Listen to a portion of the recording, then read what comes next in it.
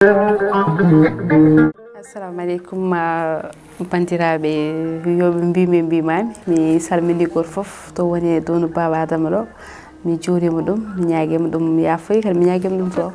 Belasi ko cukalel jibinaɗo toon to wuuro ne wiye Kobbil gonɗo e nder diwan mo Dabiya woni commune de Dabiya département de Matam jarteɗo e duuɓi nogas e tati étudiante en marketing communication digitale en même temps aussi entrepreneur dans le domaine de prestation service et aussi gonnoɗo Miss Matam en 2020 et coordonnatrice de la fondation Miss Matam 2020. D'abord, Miss comme critère mabeko d'abord il faut être cultivé, ganda ngona jangudo, jogoda gandal et aussi kadi tawar jogi taille mo ganduda en yaha 1m75 faydo taw ko kadi ara wawi jabbal et aussi ara wawi halde ara wawi Mosama en yodi je peux dire comme ça ko dum woni critère pour être Miss mais gandal ngal kamaji fof parce que ça haysa jogima ta yala gandal dum haydara firtane et d'abord pour aji fof wonde Miss ko opportunité aussi kadi ko fierté sabdum woniri fierté ko diwan man fori fof hande ko nande région Matam ne mawni parce que kanyum woni deuxième région ɓurɗo mawnude e nder Sénégal à part Tambacounda et aussi hande mbiɗa ko an suba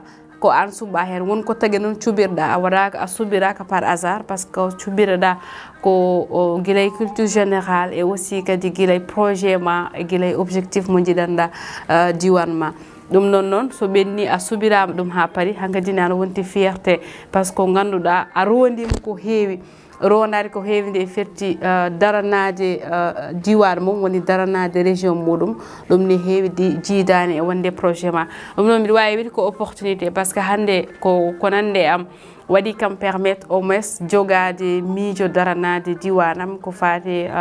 projet ji mo puddi wadde depuis 2020 ha hande mbodo mi hen ko opportunité mawɗo kadi ne wawi nawdemo to woddi hande par exemple min mbi wawi wadde participer Miss Univers en tant que Miss régional janoɗo wadde compétir au niveau national parce que mi dañi hen gandal wonko hokki kamen ko heewi mi dañi hen gandal mi dañi hen connaissance hande ma waw nawdemi to ganduɗa to woddi ɗum foof koye nder opportunité ji Miss jeeya ay hande sa yeehi a waɗi représenté région ma au niveau national a natti wonde région tan parce que a woni national parce que yaade ha national o weeɓani mi dañi oɗon opportunité manam oɗon fannu hande daranade région am e nder national parce que gonga ni haysko mi heɓani couronne national o alhamdulillah mbiɗa wawi noddirede Miss national parce que mi waɗi participer au niveau de national pour région am eyyi Miss mbiɗa wawi wide neɗɗo so majji en tant que Miss ko an wela ko an majjini hoorema parce que Miss ko casquette mo ganduɗa mayata majjata parce que tout le temps tu es appelé à répondre en tant que Miss parce que haysa meeɗi wadde participer so tawi ko baddiɗa participer ko gongay ma wonno oɗon Miss majjata parce que min wawi wide ko depuis 2020 mais ha hande so mi yalti so mbiɗa yaha même haysko ɗo e nder Dakar gon ko Matam banɗomi ha joni yimɓe noddita ko Miss Matam saabu ɗum ko tagui ɗum ko ha joni mi jooɗay mbiɗa wano wiide 2020 ɓenni 2022 wodi garɗo walla 2021 wodi garɗo daro min mi jooɗo donc mi natti wonde non ɗum ɗon ko an waɗata ɗum ɗo preuve mo ganduɗa tout le temps ma waw siftorede tout le temps ma yimɓeɓe gandu kaaride gonnoɗo ɗo 2020 ha joni nanɗo hen ça veut dire que mbaɗa projet ji mo mbinoɗa ɗi mbaɗa ɗum ɗo respecté gonga haysko ko combat mo ganduɗa ko combat musɗo mais continue tan an a wadde ɗum ɗo ma mbaɗa projet ji ma ha daña mbaɗa atteindre objectif mo jiɗɗa wadde o eyyi so tawi banggue projet depuis 12 septembre 2020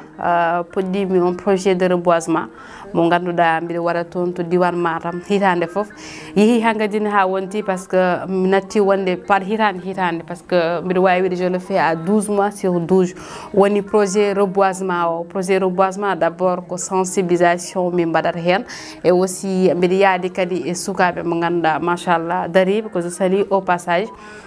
oɗon projet ko 2020 min ɓammi ɗum ha hande to gonɗen ɗo amin mbaɗa et aussi kadi mbawi wiide alhamdoulillahi rabbil alamin par ce que toujours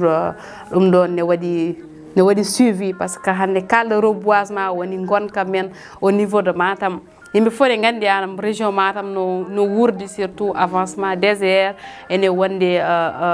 aussi banggue protection de l'environnement weeɓani mais alhamdulillah amin mbaɗa hen ha hande amin hen continue et aussi on projet woni momin darini depuis 2020 et aussi e banggue social o kadi amin hen eyi aɗa andi social yimɓe fof ne nganndi an social wona hunde wemde ko hunde musde mais on peut dire alhamdulillah par ce que neɗɗo aussi so Allah hokkima miijo walla dañde haqqille wadde social tan ɗum ɗon kadi ko yettere Allah ko ganduɗa hande aɗa wawi ummanade hunde batte pour yidde wallidde yimɓe mais an doole ma kokkanima et aussi tu es obligé yaade aɗa ñaagoyo parce que je peux dire ɗoɗo to min goni ɗo rek en ce moment min goni koye wadde collecte pour almuɓe ƴewande balle pour almuɓe ko fate comci ko fate nourriture et aussi ko fate logement wona question amin jogui ɗum ɗon foof pour amin mbawi wadde ko jusqu' aussi ko initiative momin gummini et aussi amin goni nder wuuro he amin jeelo ɗum ça veut dire ko neɗɗo so yeehi ha watti yalade tan ça veut dire ko doole mum dokkani ɗum ene muusi mais aussi ko hunde foof kadi ko muña foof tan ne wawi gasde ne wawi kadi Allah waɗi hen suturu ganduɗa social kam vraiment wona hunde wemde eyyi hande min somiɗe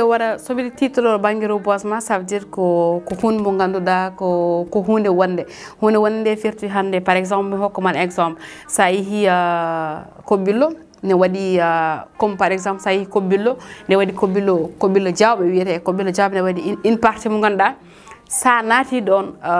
tellement ɓerde ma ne ɓuuɓa aɗa yiya tellement galleji ɗi ene vertiɗi et là an ma wat posé question ijam ɓeɗo holko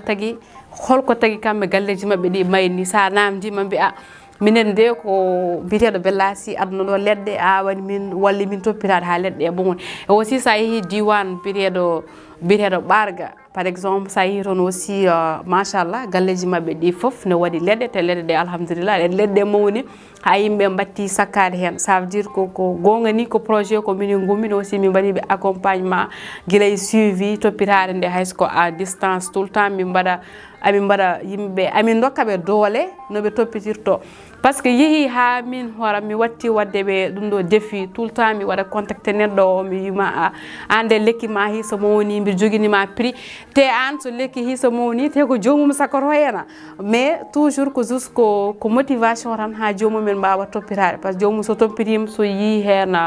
résultat janggo sa ni ɗum lekki fatta ha mbiya ɗum aɗa waɗa ɗum aɗa welno ɗum mi jomum toppitoto facilement en tout cas depuis 2020 ha joni kala to min gawno leɗɗe gonko weeɓani noon e nder Fouta wonno minen aussi min jogui ko stratégie nomin mbaɗira reboiser ko ɗum tagi min dañi oɗo suivi hande momin dañi banggue reboisement eyyi bon ko adi fo minen foof komin goto mbiɗa wawi wiide par ce que yimɓe so gondi diwan gondi région tan yimɓe foof ko goto heddoto noon aussi ne waɗi ɗum ɗo relation entre yimɓeɓe hande somi ƴefti teyaje Thilogne par ce que kamɓe aussi d' après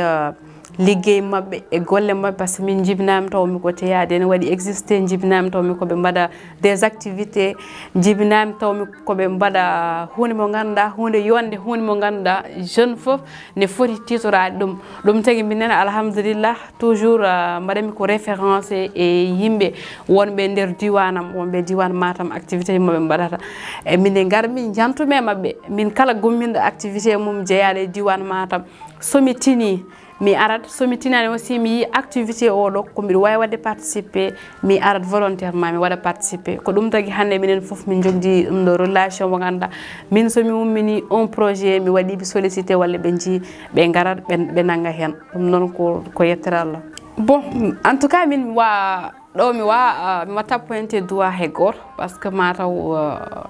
ko hunde mo ganduɗa komin poti wadde par ce que min poti rendude kala mennoɗo rewde e ɗum ɗo e Miss Matam saabu ɗum aussi minen foof ko région tagui hande so tawi min gandama par ce que ko région min mbaɗa tisorto min tisorto ko ɗum tagui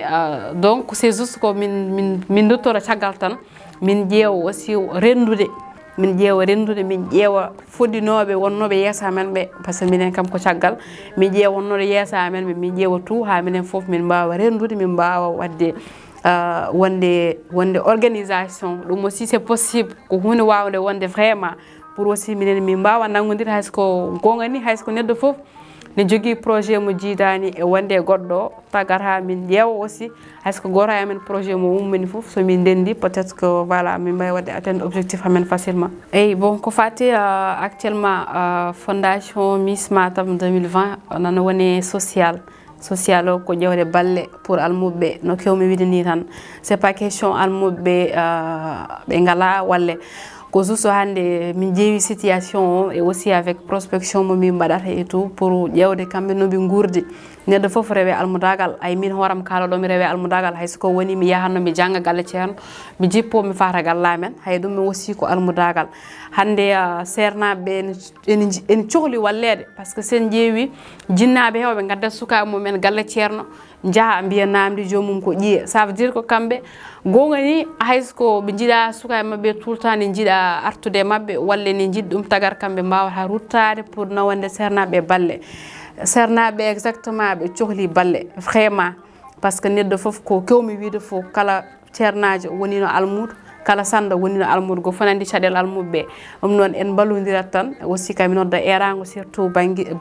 bandiraɓe halpular en bandiraɓe fulɓe kalto mbawi wonde dunu baba adama woni Sénégal partout dans le monde hay goto mi yejjitani ko fof ara nangay fondation walla fondation jungo minen komi mbaɗa tan ko sabulillahi wa rasulullahi gonga commune jeune commune sukaɓe haydara mi ngala par ce que organisation amen mbi wawi wiide ala hen diplomate ala cadre walla ala hen ministre walla ala mo ganduɗa oɗo hande ils peuvent débloquer une somme juste pour aider les talibés on veut bien mais on n'a pas les moyens donc amin ñaago bandiraɓe goto foof yo ar waɗa hen junggo muɗum mbuuɗu famɗani kadi million heewani ɗum noon bandiraɓe halpular en garen tan toujours ko mbiyami ko ballon fondation aussi walla almuɓe so tawi kadi jomum ne jogui comcini mofti sohlani no wawi tottude min totta ɗum almuɓe kala ko jomum jogui